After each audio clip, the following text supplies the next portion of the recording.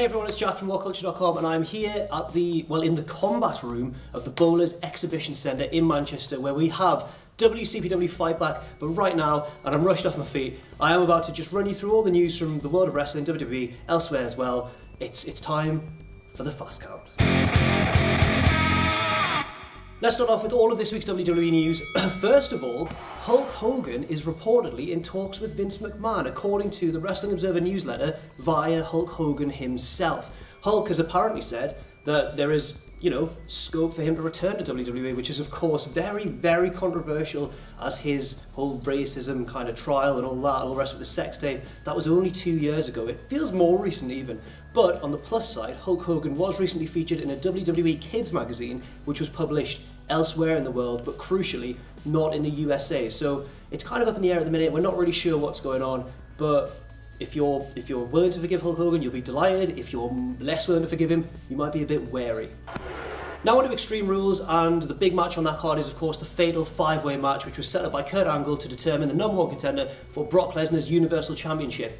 But according to Dave Meltzer, that's not going to be a very long program at all. Apparently the winner of that match will go on to face Lesnar at Great Balls of Fire, what a silly pay-per-view name, but the winner will go on to face Lesnar at that, and then there'll be no further rematch, because at SummerSlam, Lesnar is reportedly going to face Braun Strowman. Of course, this doesn't guarantee that Lesnar will keep the Universal Championship, because that could just be a non-title match, but on the other hand, we've all heard the rumours that Brock Lesnar's going to hold that belt all the way through until WrestleMania 34, I should say, for that match with Roman Reigns in New Orleans. And finally, could a big Ring of Honor star be making his way to WWE? Apparently, Dalton Castle, he of the flamboyance and the boys, he's got his boys with him all the time, the sort of flamboyant men who fan him down and disrobe him. He's one of the most colourful characters in the wrestling world right now, and a damn good wrestler as well. Could he be on his way to WWE? Because apparently the promotion have shown great interest in Dalton, and as I said, his contract is up later, I think this month? I think that's what I saw. It seems a bit of a strange one. His gimmick is tailor-made for NXT, but would it translate very well onto the main roster? I'm blowing up here. And now it's time for all the news from elsewhere in the wacky, insane world of professional wrestling. And first, it's time to talk about 5-Star Wrestling and their 128-man tournament, which you'll probably know by now if you've not been living under a rock, has been cancelled. They made the news big in offering CM Punk $1 million to take part in the tournament before announcing RVD, and that caused a lot of a stir with fans. And since then, they've cancelled the tournament, they've postponed it, and it will apparently take place in early 2018.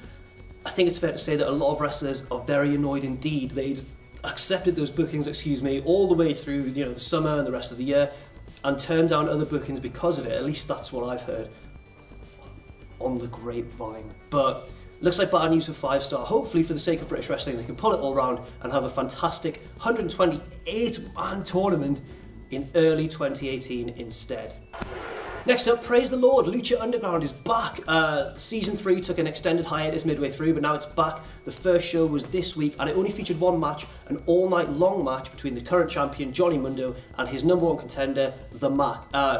Willie Mac. I'm thinking of Damak from the German bloke from The Mac, I think he's called on Lucha Underground, and they had it's called an all-night-long match. It's basically an Iron Man match, lasts a full hour, and it's the only match on the show because Lucha Underground usually is only an hour long. And if you want to avoid spoilers, skip ahead a few seconds. Johnny Mundo retained his title. There was a bit of interference and stuff. Very good match. Great return to the screens for Lucha Underground. And finally, the best of the Super Juniors final has been revealed. There are 2 winners of Block A and Block B. And quite surprisingly, and not many predicted this, many were predicting Marty Scurll as the new member of Bullet Club would go all the way to the finals, but no, it's Will Ospreay, who of course won the whole thing last year, versus Kushida, the ace of the juniors division. Could Ospreay become not only the first ever British champion, but the first ever 2-time champion as well? Or will Kushida reaffirm his status as the top dog in New Japan's junior division? Now it's time for my rest of the week. Because you're here, you're not going to do a stupid edit. I'm just going to go straight into it.